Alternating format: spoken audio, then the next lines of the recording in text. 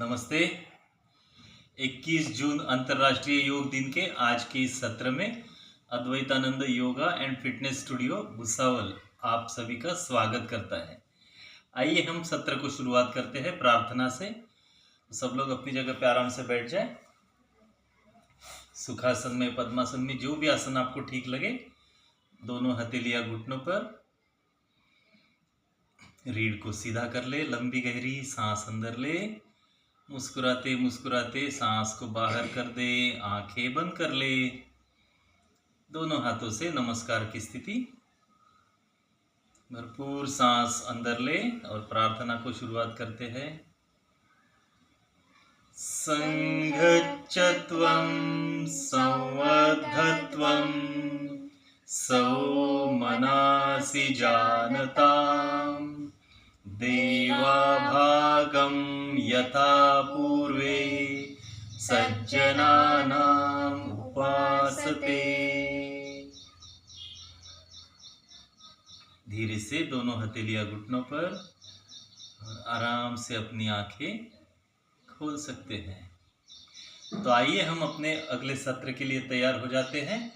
पहले हम कुछ खड़े होकर शरीर संचालन करेंगे डॉक्टर सीमा जी के साथ में, और फिर आगे बढ़ेंगे एक एक करके हुए प्रोटोकॉल में आयुष मंत्रालय के माध्यम से जो भी आसन दिए हैं उनके साथ। तो शरीर संचालन के लिए शुरुआत करते हैं। समस्थिति में खड़े हो जाए। समस्थिति माने दोनों कंधों के बीच में, दोनों कंधों के नीचे अपने पैरों को रखें। निर्देशों के साथ स्क्रीन पर देखते हुए हम आगे बढ़ते हैं। तो सबसे पहले सांस लेते लेते ग्रीवा संचालन करेंगे। सांस लेते लेते चेहरे को ऊपर ले जाए, नीचे ले आए, 1-2 सांसों तक, 2-3 सांसें।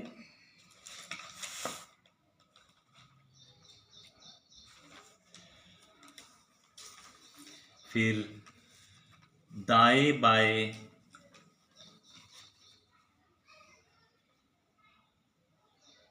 बहुत बढ़िया। सांसों के साथ करें। फिर अपने दोनों हाथों को सामने आगे निकालें और दाहिने और बाएं तरफ से टर्न होते जाए। सांस लेते हुए दाहिनी तरफ, सांस छोड़ते हुए आगे सामने, फिर सांस लेते हुए बाईं तरफ, सांस छोड़ते हुए सामने। ऐसे और 1-2 बार करें। एंड आगे आने के बाद रिलैक्स।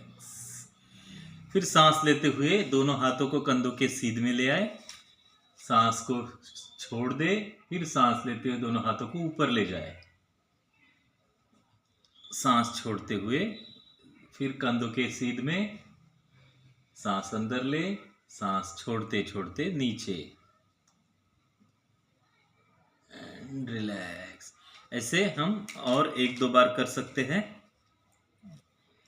और फिर आगे बढ़ते हुए दोनों हथेलियों को कंधों पर रखें और सांस लेते हुए कोहनियों को ऊपर ले जाए और शोल्डर रोटेशन करें, पीछे से नीचे ले आए। 3 राउंड आगे से और 3 राउंड पीछे से।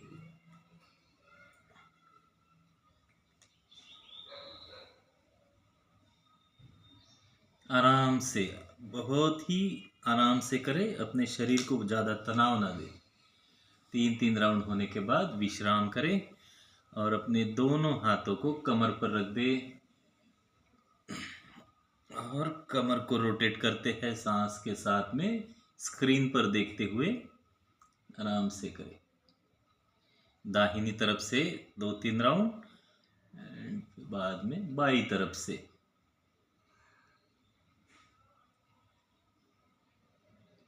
और रिलैक्स। दोनों हाथों को फिर से सामने ले आए और सांस छोड़ते छोड़ते थोड़ा सा घुटनों से मोड़ते हुए नीचे आए, फिर सांस लेते लेते ऊपर, सांस छोड़ते छोड़ते नीचे, और 1-2 बार करें एंड रिलैक्स। दोनों हाथों को घुटनों पर रख दे, घुटनों से हल्का सा झुक जाए और घुटनों को रोटेट करें clockwise 2-3 round and anti clockwise 2-3 round. चेहरे पर मुस्कान बनाए रखते हुए आराम से करें एंड रिलैक्स। बस थोड़ा बहुत ये शरीर संचालन करने के बाद हम आगे बढ़ते हैं आसनों के लिए। तो समस्थिति में खड़े होते हुए सांस लेते लेते दोनों हाथों को ऊपर ले जाए और ताड़ासन की स्थिति में आ जाए। ताड़ासन में शरीर को स्थिर रखते हुए लंबी गहरी सांसों के साथ रहे। मेरुदंड के लिए लंबाई बढ़ाने के लिए यह आसन बहुत ही लाभदायक है। और सांस छोड़ते छोड़ते धीरे धीरे हाथों को नीचे ले आए एंड रिलैक्स। कुछ हर एक आसन के बीच में एक आध हल्की साधारण सांस ले और सांस बाहर कर दे तो विश्राम। आगे बढ़ते हैं वृक्षासन। वृक्ष के जैसे हम अपने शरीर को वृक्षासन में ले आएंगे। दाहिने पैर को उठा के बाई जंघा पर रखें और सांस लेते लेते दोनों हाथों को ऊपर ले जाए नमस्कार की स्थिति में। शरीर को सांस के साथ में थोड़ा खींच के रखे और संतुलन बनाए रखे। यह आसन हमारे शरीर में संतुलन बनाता है, जागरूकता लाता है, सहनशीलता लाता है। विश्राम करें। इसे ही बाएं पैर से करते हैं। अगर किसी को चक्कर आते हैं, आर्थराइटिस की प्रॉब्लम है, तो वो लोग इस आसन को संभाल के करें या ना करें एंड रिलैक्स। जिनको भी रीढ़ की तकलीफ है, हृदय की तकलीफ है, ये आगे ना बढ़े।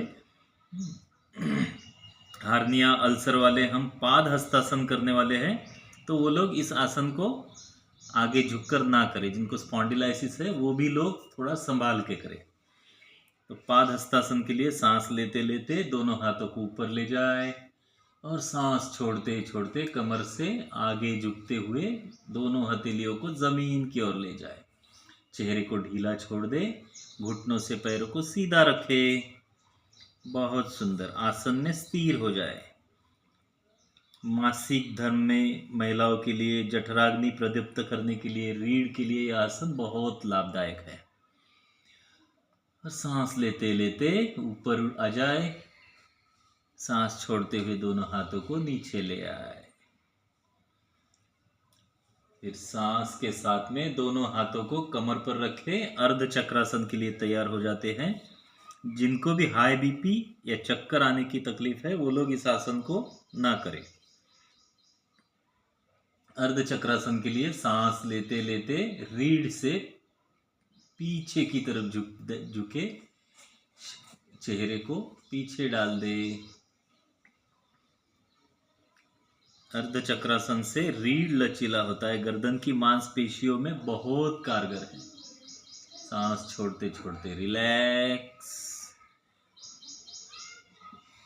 और आगे बढ़ते हैं। एक साधारण सांस अंदर ले और छोड़ दे। दोनों पैरों में अंतर बनाए। त्रिकोणासन के लिए तैयार हो जाते हैं। त्रिकोणासन पैर संबंधित विसंगति के लिए, फेफड़ों के लिए बहुत ही लाभदायक आसन है। सांस लेते लेते दोनों हाथों को कंधों की सीध में ले आए और सांस छोड़ते छोड़ते दाहिने हाथ को दाहिने पैर की तरफ नीचे ले आए। आप सामने भी देख सकते हैं। बाएं हाथ को छत की तरफ ले जाए, अपना चेहरा छत की तरफ। आसन में स्थिर हो जाए।